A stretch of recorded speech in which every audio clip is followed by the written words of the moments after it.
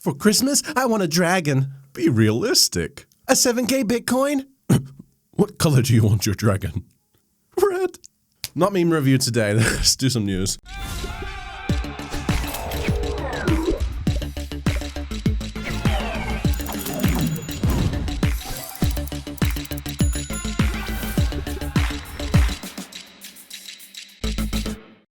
Big thank you to Stake for sponsoring this video. December is, historically speaking, a good time for Bitcoin, for some reason.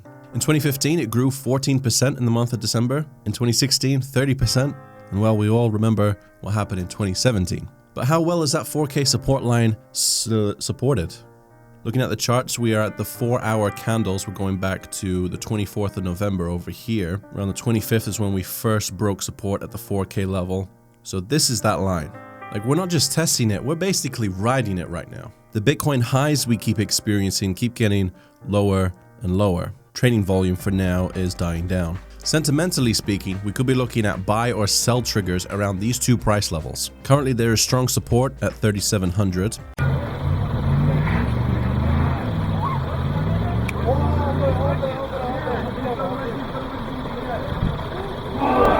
Whether they're just delaying the inevitable, no one knows for sure, but a drop below this level could see another perpendicular line down. A rally above 4,700 though would seemingly put the bulls back in control. Not like I'd be FOMOing back in myself at those levels, but confidence would be returning, you'd expect, especially with all the positive institutional developments right around the corner in Q1 2019. Moving on to the news, or at least just before the news, we're going to look at this interesting article dubbed "The Crypto Winter is Here and We Only Have Ourselves to Blame." Damn you, me. I have a friend who made a significant fortune out of Bitcoin. I'm only a little bit super jealous. He's one of those enthusiasts who happily hands out their cryptocurrency to others in the interest of spreading adoption. All of that is good. However, one thing has always infuriated me. His boasts, especially last year, that he was spreading belief in Bitcoin because the small amount he distributed to random people over the years was now worth X times more in dollar terms. He loved it, he said, when they'd call to thank him. Why on earth would I have an issue with this generosity of spirit? Because it perpetuated a narrative that speculative gains measured in fiat currency terms was Bitcoin's core value proposition for the world. Implicitly, the story my friend told to those people was not that, as a model for censorship-resistant, disintermediated money, Bitcoin has the potential to enable peer-to-peer exchange without rent-seeking financial institutions dictating the terms. I'd expect your friend to go, "What?"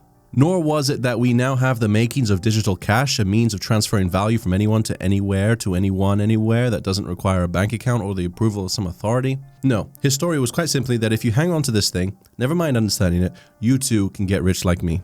Very interesting rhetoric. How about this for some counter rhetoric though? The majority of people do not care.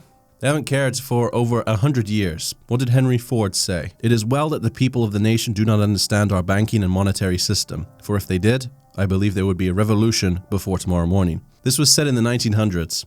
Things are worse than ever. In fact, when banks print money out of nothing, sell irresponsible mortgages, pay themselves fat bonuses, we bail them out. And still nothing's changed. So answer me this, Michael J. Casey. How do you reach the people en masse about Bitcoin? A crazy dictatorship in Venezuela wiping out people's life savings overnight? Yeah, that's one way. The second, and we need to give Satoshi major props for this, is a deflationary currency, by nature giving rise to its value in fiat because of its increasing demand. Provably, no other way to make people care. The writer goes on to argue, however, we've managed to do great harm to the public's acceptance of and trust in the technology. It's not irreparable, but it's fair to say we have a problem when the mainstream now equates crypto with bubbles, scams, and losses. And right now I am reaching $140,000. Whoa! That may in part be true, but the silver lining is that while we hit mainstream attention, at least in the US, we never even got close to mainstream adoption. The truth of it is, the vast majority of people have not lost money in Bitcoin this year because they've yet to buy any. And as of recording, we have on aggregate fallen below 4K quite quickly, it seems. It's not the first time in the last few days, but 3,700 is where the support is. That's the key level to watch out for. Anyway, latest Ethereum news. Might not sound like a big deal, but kind of is. No, not another price prediction. I've lost my news article. I'm gonna have to take my word for it. I think you can trust me. Found it. Ethereum has set a loose date for its next upgrade, loosely being January 16th. Seems kind of specific, but as a launch date for Constantinople. The anticipated upgrade includes a number of optimizations and lowers the mining rewards from 3 ETH to 2 ETH per block. 33% less inflation. People are very excited about the next Bitcoin halvening where inflation or mining rewards get cut by a further 50%. 33% is pretty close to that. Maybe a major catalyst to some positive price action. Either way, it's certainly going to help moving forward. Lastly, the Ripple CEO says, what does he say? Banks will hold crypto assets like XRP on behalf of their customers in 2019. One word, moon. 2 words, supermoon.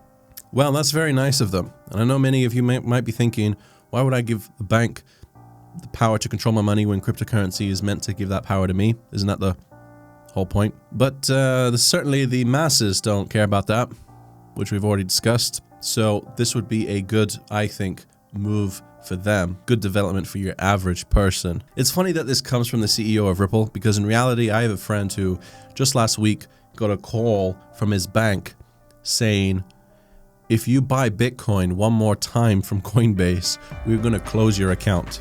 Imagine that. If it was all of his money being spent on gambling, they're not going to close his account, but Bitcoin. Now that's risky. He did further clarify that it would most likely be the banks of Southeastern Asian nations first.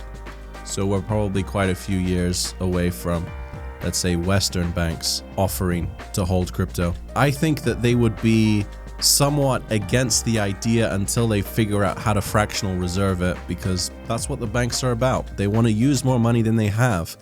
After all, if you had that power, why not? I see cryptocurrencies as a threat to that, but anyway, whatever pumps your bags. Okay, we're falling quite quickly, it seems. I'm going to upload this video and hope that it isn't irrelevant by the time it comes out. Thank you for watching, and I'll see you again soon.